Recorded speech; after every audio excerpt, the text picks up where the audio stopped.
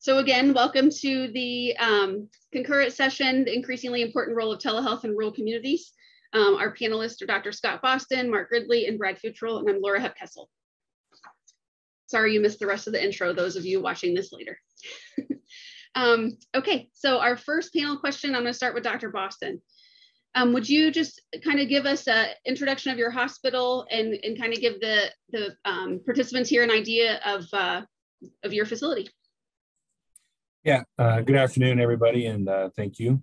This is a very interesting topic to me. I mean, I came from the clinical world into the administrative world right at the time that COVID hit. So I was participating in that plane on fire. And so we are a rural hospital in Jacksonville, Illinois, about 30 miles west of Springfield, and we do a lot of work with SIU. We've participated with a lot of the SIU's telehealth products. We're a mid-sized hospital. Our census, including our transitional care units, about 50 patients a day. Our emergency room sees about 27,000 patients a year. We do offer OB services. We have a small intensive care unit, ICU, and we do sort of a full spectrum of surgical services as well. In addition to that, we also offer specialty clinics through the hospital. And so we had some prior experience with some of these telehealth services before the pandemic, but most of those were in our outpatient clinics, not in the inpatient world. So it was interesting to see how telehealth could be used in both of those environments. You know, we participate in an inpatient care and also an outpatient world. So Jacksonville Memorial Hospital is a rural hospital. We're part of the Memorial Health System, which includes a 5-hospital system. The flagship hospital is SMH, Springfield Memorial Hospital. And yeah, I think that's where we're at in Jacksonville. Thank you. Thanks, Dr. Boston. Brad, would you like to talk about Pinckneyville next? Sure. Brad Futrell, I'm the Chief Operating Officer here at Pinckneyville Community Hospital. And Pinckneyville is a 17-bed, soon to be 20-bed critical access hospital. I'll explain why I say soon to be 20-bed here in a few minutes. But for those who don't know where Pinckneyville is located about 60 miles southeast of St. Louis in Southern Illinois. So about an hour and 15 minutes from St. Louis. So we're an independent hospital governed by a 9-member board of directors who are chosen by our county board. The hospital served Pinckneyville, I think, since 1950. However, we were fortunate enough to open a brand new hospital in 2016. So we offer all the primary care that you would expect at a critical access hospital or rural hospital. Of course, imaging, laboratory, that sort of thing. We have some things that you kind of unique for a small hospital. We do have a cancer and infusion care center. We have a senior life solution for elderly behavioral care issues. As Scott had mentioned, we have a number of specialists come in our specialty clinics, cardiologists and nephrology and pulmonology, endocrinology, a lot of things that we wouldn't be able to offer otherwise, but we have a specialty clinic and those folks are able to come in. So in 2020, about the time the pandemic kicked in fact, we had an open house scheduled at that point, but we had just built a brand new wellness center. So a great time to build a huge gym with a rehab center and so forth. So we had to kind of shutter that for a few months there. And but we were fortunate we have that up and running now. So we got 16,000 square foot wellness center where we have all of our rehab inpatient or rehab outpatient, physical therapy, occupational therapy, speech therapy. We do sleep studies there, but we also have a 5,000 square foot gym there. We also were able to add an aquatic pool. So, and then we opened that in 2020, and then in 2021, we were just busting at the seams. We had a new hospital built, I said, just 5 years ago,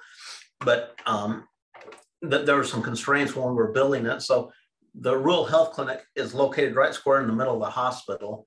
And we were just landlocked. We were out of space, record number of patients being seen and a lot of things going on. So the decision was to add another new construction project to a new hospital. So early this year, late last year, we started the construction of a 20,000 square foot rural health clinic building that's going in front of the hospital right now. So I mentioned that we're going from 17 to 20 bed hospital. We're adding 4 more inpatient rooms, and then we're adding 3 more exam rooms in the emergency department because we have a limited number of exam rooms in the ER, and we're seeming like we're full a whole lot right now. So the rooms we're building down in the acute care, we're adding 4 beds down there. Those will have negative air pressure. So when the pandemic hit, we kind of had to put a COVID unit up with the best we had. So these new rooms will have negative air pressure and so forth, so we can handle COVID patients there. So I think that's kind of Pinckneyville Community Hospital in a nutshell. Thanks, Brad. Mark, talk about FHN. Thanks for having me today, and greetings, everybody. Pleasure to talk about FHN. We are, like my partners, a community-centered hospital. We're a rural hospital located in Northwest Illinois. We serve 5 counties: Stevenson County, Winnebago County, just a small part of that, Ogle County, Joe Davies, Carroll County. And if you're good with your geography, we're about 45 minutes east of the Mississippi River. So not too far from Iowa, and we share a border with Wisconsin. We are a 100-bed hospital, and I'll put an asterisk on that because during the pandemic, we surged above 100 beds. And that was always a challenge to find space. But the hospital has been around since 1902.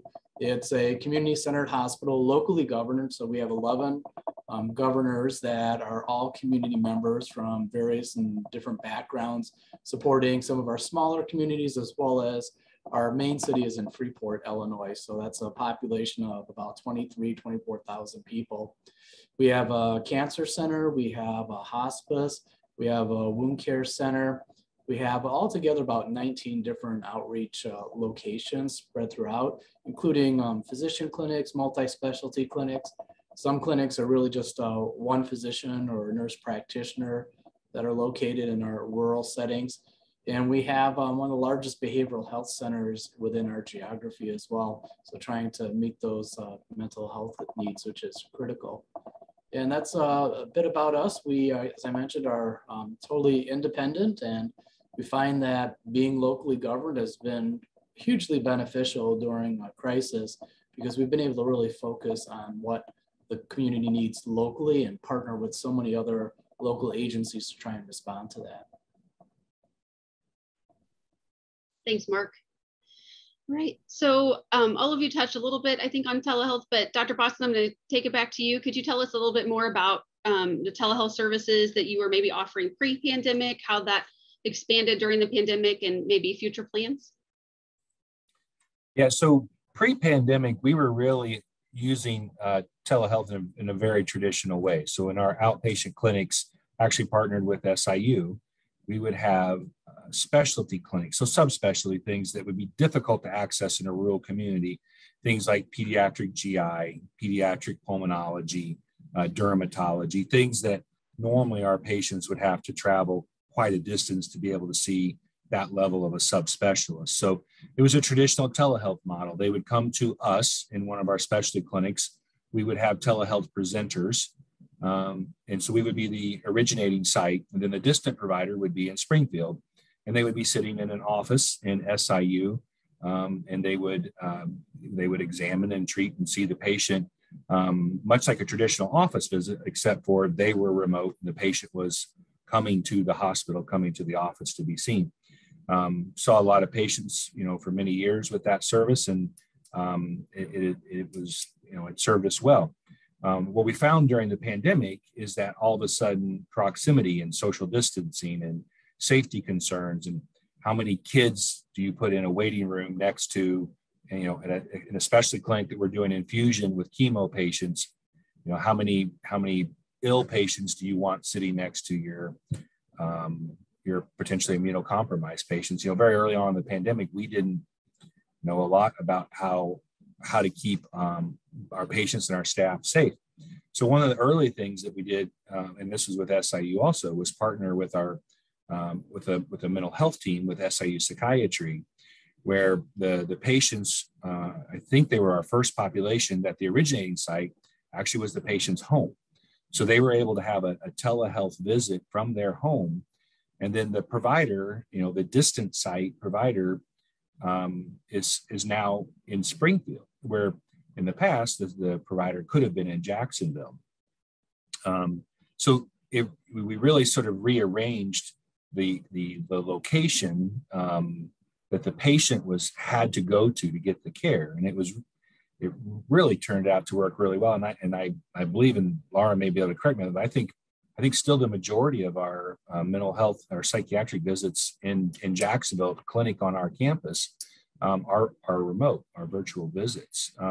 But the patients, what we learned during the pandemic is that there was a need for this, in a very rural clinic where people have to travel great distances, where there's concerns about safety with proximity. And then, there's still in our society some stigma, frankly, around receiving mental health services. And so there is some benefit, that it's one of those things where during a public health emergency where there's some really tight constraints, triggered some pretty quick and creative thinking to be able to, add some services that now the patients appreciate and are interested in keeping. And mental health, I think, is one of those areas that's really taken off. And I think, the future of telehealth is great in the rural communities. It makes it very accessible. And it's a very safe way to provide it. Now, there are some challenges in the rural community that we still need to make sure everybody's got good broadband access and that the technology exists for people in very rural, remote areas that don't necessarily have access to that level of technology. But I can say in general that service has served us very well. So on the inpatient side, though, it was a different world. We essentially had no inpatient telehealth services at the hospital at all. It's a different service model. And it's really more physicians serving physicians as much as it is physicians serving patients. So we would need things like a nephrology consult. So we have the capacity to do some limited inpatient dialysis. And what we found during COVID is that we had a lot of patients that needed dialysis. That was part of the complications of COVID. And so we established with the telehealth cart. It's actually the same cart that we would use in the outpatient environment, the ability for our nephrologist to do telehealth consults. So he didn't have to physically drive over from Springfield, but he could do the consult, see the patient. We had presenter in the hospital. It was typically our intensive care nurse. He could listen to the heart, the lungs. He could see the patient. He could interview the patient. He could do everything but touch the patient. And then he would be able to do computerized physician order entry to establish an order set to begin this patient safely on dialysis. So that was an area that really was very useful to us. And it became very important because we have a single point of failure. This is all about access for rural communities. And a lot of times, I think Mark mentioned this, there's one provider in that community that can do that service. And our nephrologist, and I don't think I'm sharing any HIPAA information here, but he got COVID. He wasn't ill, but this was back when you had to do 10 days of isolation. So we had no access to a nephrologist, but he was able to use this technology from his home while he was on isolation and still provide us the consult and services we need to be able to provide nephrology care inside the hospital. So this was at a time whenever you couldn't transfer patients. I mean, every hospital in the state, is stuffed to the gills with critically ill patients. And to be able to access a nephrologist from his home to be able to provide nephrology care in our hospital was really a game changer for us. So I would say, going forward, what I'd like to see is more access for our patients locally. Could I get telehealth cardiologists? Could I get telehealth infectious disease inside the hospital? Telehealth neurology. Would these be services that if I provided locally, this would eliminate the need for patients to need to transfer to another center? They'd be able to maintain their care locally. So, we've really benefited greatly from being able to use telehealth, increase access to patients, reduce the need to transfer patients, and to keep the patient's care as local as we can. Thanks, Dr. Boston. Brad, would you like to talk more about Pinckneyville's telehealth program? Sure. Yeah, the question I think initially was, how was telehealth services offered pre-pandemic? And here it was a kind of an easy question for me. It was kind of non-existent at this point. We'd done some telehealth things with SIU and some other places in the past, but at the time of the pandemic, we were really not doing any telehealth, and strategically we knew that's something we kind of wanted to get into, and we're kind of starting to do some strategic planning around some telehealth things. And in 2019, we were chosen to be a cohort with the Delta Regional Authority. So I don't know if you're familiar with the Delta Regional Authority, but it's basically in Illinois, it's the lower 20 counties that border the Delta region of the Mississippi and the Ohio rivers, and it runs all the way down the Mississippi River to New Orleans. So it's a federally designated area where it's the government, federal government provides funding to help economic development, and one of their focuses is on healthcare. So we were chosen as a cohort for that. And one of the branches of the grant we received was telehealth. So working with the Delta Regional Authority, we were able to purchase 4 telehealth carts, some webcams, some laptops, and redundant fiber optic cable. So we have a two-way in and out of the hospital. Just prior to the grant, we didn't have that, but the telehealth carts was something that we really needed. And so as we started strategizing how we were going to use this, about that time, here comes COVID and hit. So we went from really not doing anything telehealth wise to I wouldn't say experts, but we became well versed in telehealth virtually overnight. So we immediately pivoted from all of our rural health clinic visits being offered for a time there via telehealth for the most part. So small rural hospital, we have four providers that are physicians and then a few nurse practitioners. But it's overnight. We went to offering telehealth visits almost entirely. Our emergency department, we have an outside source who provides behavioral mental health services. When the pandemic hit, they went remote as well. So one of the carts we put down in the emergency room to help with them with the behavioral mental health services.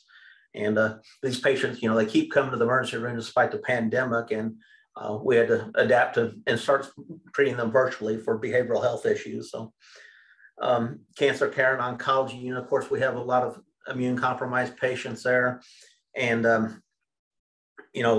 were able to stay in their home as Dr. Boston talked about, and still link up with their oncologist in here without having to at least limit the amount of times they had to come to the hospital. So we turned one of our wings of our small hospital into a COVID unit, which we had 7 beds back then. We were full a lot of the times, as most hospitals were, trying to find a place. As a critical access hospital, a lot of times we don't have some of the specialists available. So we were taking care of some patients that were at the top of our level probably. And one thing we did, we took one of the telehealth carts and stuck back in the unit. So with only having 3 providers or four physicians, and one of them he's immune compromised, so he was working from home solely. So we had 3 providers in the hospital, and wanted to make sure, as I mentioned, that we didn't know how this was being spread and so forth early on. So we had staff back in the COVID unit, and we were able to keep the providers. They would go, of course, gown up and go in the unit as needed to, but we tried to limit the amount of time they had to go back there. So we had one of the carts back in the unit, and they could be in their office or at the nurse's station interacting with staff back in the COVID unit. So let's see, 2021, from an outpatient specialty clinic standpoint, I work with Laura at SIU School of Medicine. We added teleendocrinology. We have an endocrinologist coming from the SIU School of Medicine, and it's about 2.5 hours from where we're at to Springfield. So she comes down once a month, spends a couple of days here, but her volumes was really growing, and we knew we needed to expand that. And Laura came up with the idea in our discussions about, let's see if this will work. So we've increased her by another day per month here. So we've just done this for about the last 4 months with teleendocrinology, but it seems to be going really well. Her days are pretty full. So there's certain patients she feels comfortable seeing on a telehealth visit. Some, of course, she wants to see in person, but so that's been very good. We're also been talking with Laura at SIU School of Medicine about some other specialty services they use, so we can use that in the specialty clinic as well. Just got done with a meeting a few minutes ago. We're looking at some telepsych things as well. Probably going to run that through the specialty clinic. And through the Delta Authority, we were just rewarded another grant for some remote patient monitoring. So we're just getting that off the ground. So some of our acute patients that we see in the rural health clinic who have ongoing illness, we'll be able to remotely monitor some of them. So we don't have all that in place yet, but we have been awarded that grant. We're looking at some different equipment for that. We'll be getting that rolled out soon. One other thing we're looking at doing is working with the local schools about getting some telehealth kits in the school. So I know this is a program I've seen a couple other places, but the goal is if the kid comes to the school nurse and says, I got an earache or sore throat or whatever, they can do a remote visit, maybe keep the kid in school so the parent can stay at work, the kid can stay in school. And so anyway, that's kind of the infancy stages as well, but that's kind of where our future plans are for telehealth at this point. So we kind of went from doing nothing to doing quite a bit in the last couple of years. So it's kind of thrown into the fire, but we've learned a lot. And, at this point, we have a number of patients who don't want to go back to primary care visits. A lot of younger folks say, I really like this. It saves me a lot of time. And so I'm looking forward to that. I think it's going to be a great asset in the future. Thanks, Brad. Mark, want to talk us a little bit more about FHN's telehealth program? I'd be happy to, and pretty similar to my colleagues. And I can share Dr. Boston's pain with the nephrologist. We actually had our nephrologist in the same position. We only have one, and he ended up getting COVID. And with the keeping up on those treatment plans, we needed to be very flexible and utilize the ability to do those consults virtually and be giving that direction. We've had some experience with telemedicine, and that's more of that doctor-to-doctor kind of conversation to help give some reassurance or help with the overall management of patients. We've had a partnership with the University of Wisconsin for our electronic intensive care unit for over 10 years now. And that's been really helpful in allowing us to keep sicker patients closer to home, more so for that family support. We've partnered with teleneurology for our stroke management, which has been a huge reassurance to our emergency room physicians who are seeing absolutely any and everything and don't always have those resources. Pediatrics has been a challenge for us. We have 2 pediatricians to cover our entire service area. So being able to work with a children's hospital to be able to do some telemedicine to get some advice when those kids are presenting on whether they really need to be transferred or whether they need a higher level of care has been very beneficial as well. Our cardiology team, we have some on site, and then we have a couple that come out a few times a week, but weekend coverage, it's really a desert. Hard to be able to do that. But we were able to work with a hospital in Rockford, and they're able to provide more of that telemedicine consultation. So we leverage the robot that we're using for teleneurology to do that. And that's been, again, very helpful. During the pandemic, we have an infectious disease specialist, which I was hugely grateful for.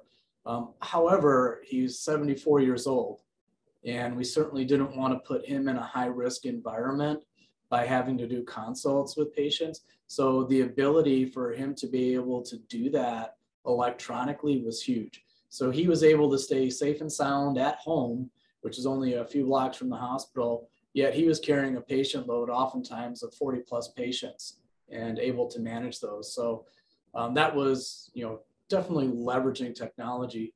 On the external side, we were really slow to get started with it. Pre-pandemic, we were averaging less than a half a dozen visits a month. We partnered with a for-profit company, which was providing more after hours type of telemedicine where people could do it through an app or they could dial into it. And there was a low uptick on that. People really wanted to talk to their own physicians versus working with a service, yet our own physicians were incredibly busy. We have a scarcity of providers in our rural geographies. So generally there's not a lack of business for any of them. It's usually that they're overwhelmed with how much they have to do. So asking them to take on telemedicine or doing telehealth was a challenge for them to be willing to do that. During the pandemic, one of the things that was very helpful is outside of reimbursement discussions. A few years ago, telehealth, telemedicine was very sparsely reimbursed, if any.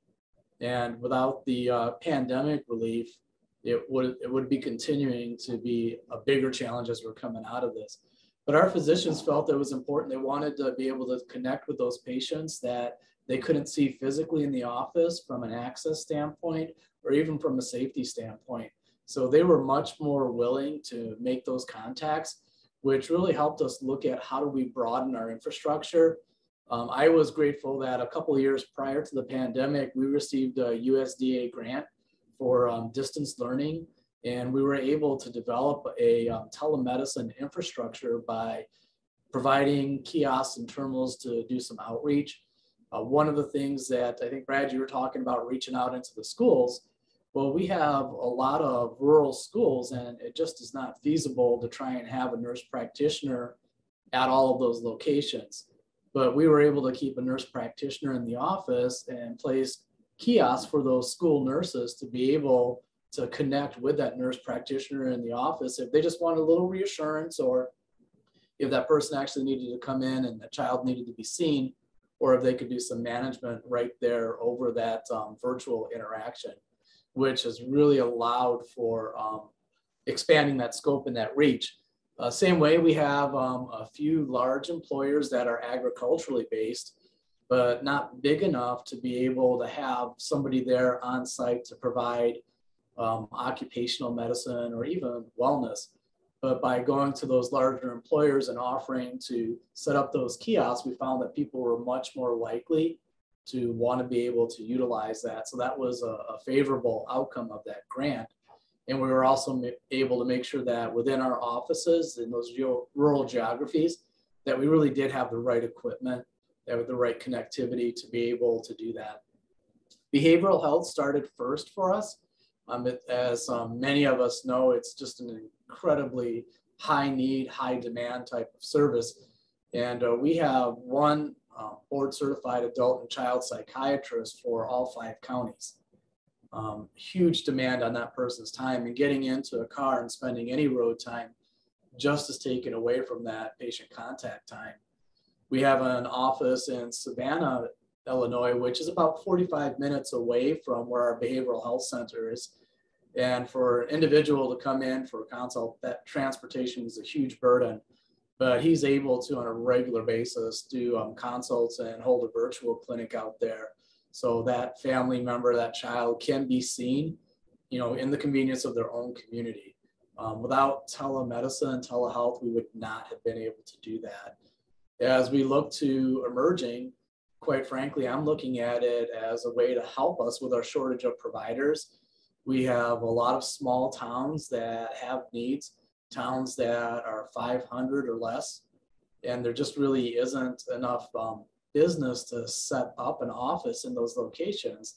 But if we could set up some kiosks in municipal centers like the libraries, we're talking with our EMS partners. EMS is going through a lot of shortages, but the volunteer services, and they usually have good connectivity in those volunteer fire stations or those rural areas.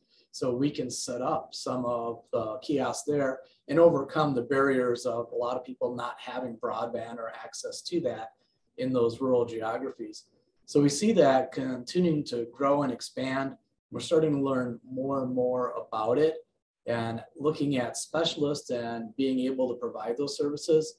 I think it's the only way we're going to be able to do it. And when we start talking about wellness overall, cardiologists might ask somebody to be monitoring their weight or their blood pressure, but you're leaving a lot of that on the person to be self-reported.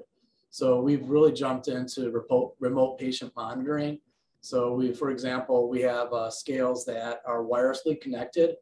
Because internet's a problem, we actually connect those via cellular signal. So it goes on the cellular network. And I have a great story out of our clinic in Mount Carroll. One of our nurses was getting some of the readings for a person who was recovering. She was doing pretty well, but noticed that all of a sudden there was a 3 to 5 pound weight gain overnight. So the nurse was able to reach out to that person and ask them, did something happen? And they said, no, but I'm starting to see some swelling in my legs. And so right away they were able to create a medical intervention by titrating or modifying their medication. And within 2 days of that modification, the patient took that weight off and was able to avoid a visit and hopefully avoid anything more significant. So there's some great stories that we're learning and looking at how do we leverage this even further for our communities. Thanks, Mark. I have not seen any questions come through yet, so I'm going to keep asking questions of the panelists, but if anyone that's here as a participant wants to ask a question, please include that in the chat. So Dr. Boston, again, back to you. You want to elaborate any more on benefits of telehealth that you see for your patients, for your community, improved access to care, any other examples or other comments you want to make? So I think it's an interesting distinction between telehealth and telemedicine, right? So we do a lot of telemedicine at the hospital, between patients and providers. The telehealth thing, particularly talking the remote monitoring thing is interesting. I mean, we do have an aspect of that in the hospital. My telemetry floors are monitored in Springfield. So there's a telehealth tech, a monitor tech, watching my patients in Jacksonville. So they're remotely being monitored from within the hospital. This is kind of, it's not necessarily telemedicine, but it's telehealth that allows us to keep, patients in a local environment that they maybe wouldn't be able to, because I don't have the capacity to monitor a cardiac telehealth floor, to monitor a cardiac floor in a small rural hospital. I mean, the thing that's been going on for a long time is teleradiology.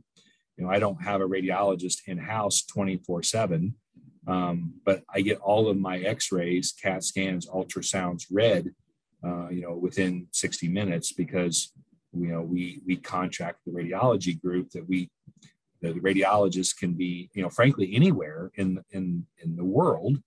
And that's an interesting aspect in that, a lot of circadian rhythm stuff, human beings aren't necessarily very good at making good decisions at 4 o'clock in the morning. But if you have a telehealth system set up, those images could be read at another location where it's not 4 a.m., it's 8 a.m. And so you're able to get maybe even better quality care through a telehealth system than you can with, an actual on-site person, because it's normal hours for a human being to be awake and working. I think there's a lot of elements of, a distance virtual thing. Are there other areas that, you can get pretty out there kind of stuff? I know that there's even people talking about virtual remote surgery, where you would have a robot in your hospital and a surgeon remotely could be doing surgery on you. So I think there's going to be some pretty interesting stuff coming down the road. And it's interesting that, COVID has really, there's nothing good about COVID, but it has advanced our use of some of these technologies because of the necessity to be able to provide the care. We couldn't have done it, without some of these technological advances. So yeah, I think this is a pretty exciting area of medicine. And I think it's got the potential to truly improve health in some of our rural communities. We're getting access to some of these services have traditionally been a challenge. Thanks, Dr. Boston. Brad, how about you? You want to elaborate on some of the benefits of telehealth? And yeah, I'll echo, I think, some of what Dr. Boston said. I think we've been able to expand services in a way we wouldn't have been able to otherwise. And in a lower income area such as ours, we serve a elderly community, for the most part, elderly area. The average age in our county is up there, and the household income is at the other spectrum. And so it's very difficult for them to get out of to travel to St. Louis for an hour and a half is difficult for a lot of people to be able to do so. So any of those specialties that we can bring in-house via telehealth like that is really beneficial to our patients. And I mentioned some of the services we've offered and are looking at offering, and just that ability and those options that were not out there. I think they were out there, but they were not forefront like they were prior, like they are now prior to the, or after, hopefully during the end of the pandemic here. So, so I think that's probably in a nutshell. One thing that, you know, that it did allow us to do it is safety. And we talked about it in these hospitals. Of course, we're limited in providers, and we have 4 physicians, one of them who's immune compromised, and he was home for a number of months, but continued to see his patients. So he didn't have to worry about putting himself at risk, but was still able to see his patients. And that was beneficial. You know, he's been here for some time. His patients love to see him, and being able to continue to do that without putting himself at an increased risk of exposure during that time was very beneficial. So I think that's probably the benefits I have. So. Thanks, Brad. Mark? I shared a couple of the stories where, you know, were anecdotal, but certainly made a difference in people's life. As I think about our journey into telemedicine and telehealth, and that was a great distinction, Dr. Boston, it's an adjunct in medicine. It's an adjunct to healthcare. It's not a replacement. So I don't ever see that personalization piece being removed from that, and the importance of that human connectivity. And I'm going to probably share some of my outdated nursing perspective, but sometimes you just got to palpate a person. You got to be able to touch and to feel to get a good connection, or to be able to get a better assessment. And technology has come a long way, but we're not completely there. There's a lot of you can do leveraging AI. There's been some great data showing how effective algorithms and artificial intelligence are at reading films that are basic, or even reading EKGs or electrocardiograms. Really good work. But we have to keep in mind that that's an adjunct, and it's not going to replace, you know, the much needed human connection. I think our opportunity in rural areas is to keep encouraging younger people that, you know, healthcare occupations are fantastic living. I mean, it's one of those things where there's not a whole lot of jobs that you can go home at the end of the day and say, you know, I make my living by helping other people. And I think that the more that we can get our youth interested in that and show them that those opportunities are here locally. So when I think about Dr. Boston, Brad, I'm sure you've got positions that you'd love to fill with an enterprising young person that wants to stay and serve their family in their hometown. And, you know, telemedicine provides that opportunity. You think about the IT and the technical support that's needed for it. So you don't have to be a doctor or a nurse or an allied health professional to do that. So the opportunity is there for advancement, for economic development, as well as the provision while adjuncting that very personalized care that I think rural or small town healthcare is really well known about. Thanks, Mark. As we're nearing the end of our session, I'm going to ask our panelists to think about any closing remarks they'd like to make, any other stories to share, any other information they haven't shared yet, haven't had an opportunity. And I'm going to just add a little bit. So when I think about traditional telehealth and telehealth to the home and in-person care, I sort of see this spectrum of telehealth to the home on one side, and you've got your traditional telehealth in the middle, because you can do all those things except put your hands on them.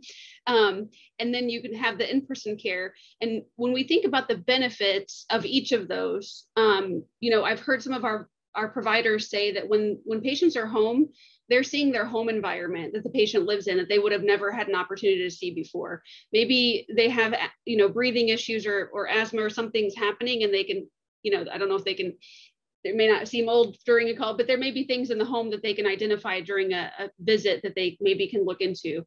I've also heard one of our providers say, you know, she has a pediatric patient that's not mobile. And when she comes into the office, she's either in her wheelchair or in her mom's lap. But when she does a telehealth visit to the home, the patient can be laying down and she can actually see what she has the ability to do on her own without, and that she wouldn't have been able to see if she was in the clinic. So I think like anything, and everyone's kind of said this, there's different benefits to every aspect of that. And not everything makes sense for telehealth, but other things, there could definitely be an advantage. Think about patients saving time, travel expenses, childcare expenses, all of those things either to stay home for the visit or to go to their local hospital instead of driving an hour or two to see a specialist. All things to keep in mind. And I think some communities don't always see healthcare or telehealth as a community economic benefit, but it definitely is. There's all kinds of aspects of healthcare that benefit the community in a lot of ways. When that traditional telehealth, when Dr. Boston keeps that patient at his facility, those images and those lab work and all of that is kept at his hospital instead of going to that larger hospital. And then that employs people in that community, and that keeps, all those services, prescriptions picked up, groceries even that somebody might pick up if they went out of town for a visit. So there's a lot of community economic development benefits from telehealth that I don't know that everyone's always thinking of how that goes. So again, Dr. Boston, I'm going to give you the floor for any remaining remarks. Yes, it just triggered a couple of thoughts. I was just thinking, it is a challenge to recruit, those bright, young, ambitious people into a rural community. I mean, there was some data that came out a couple of years ago where they were, interviewing the graduating class, the residents, and what size communities do you want to go work in? And essentially, there was nobody that put their hand up and said, I want to go to a community of less than 25,000. I mean, there was zero interest. And when you talk to those newly graduated doctors, it's part of it is camaraderie. They're concerned about being isolated. And I would say that telehealth allows us to tell those doctors, you can come work in this community and not be isolated because of teletechnology. An example that we have is we have a tumor board. We're a small hospital. We have oncologists that come, into town for a couple of days a week, and we have a couple of local general surgeons. But by using telehealth technology, we're able to have Teams meetings and have a tumor board a couple times a month, and that allows my local general surgeon that and a pathologist and a radiologist and an oncologist to get together and work collaboratively, where without that technology, that physician would have to drive into Springfield, give up essentially a half day of clinic time to go participate in a tumor board, because they need that to be professional, to have a quality professional satisfaction with their job. So I think getting, in my mind, telemedicine is all about getting access to the patients in the environment that they're in a way that's convenient and effective and safe for them. And part of that is having, it can't all be telehealth. I mean, my general surgeon still needs to take your gallbladder out, right? My oncology nurse still needs to infuse that chemo drug in an infusion unit. So getting the people that, have to be here and can't use teletechnology, giving that option for some camaraderie and some professional fellowship with telehealth, I think shouldn't be underestimated on what a recruiting tool that can be into your community, and keeping now the patient and the business local. Thanks, Dr. Boston. Brad? Yeah, I'd echo what Dr. Boston said about, when we're recruiting young medical students, a lot of time they've done their fellowship or rounding their finishing their medical school at a larger facility where all the specialists are right there.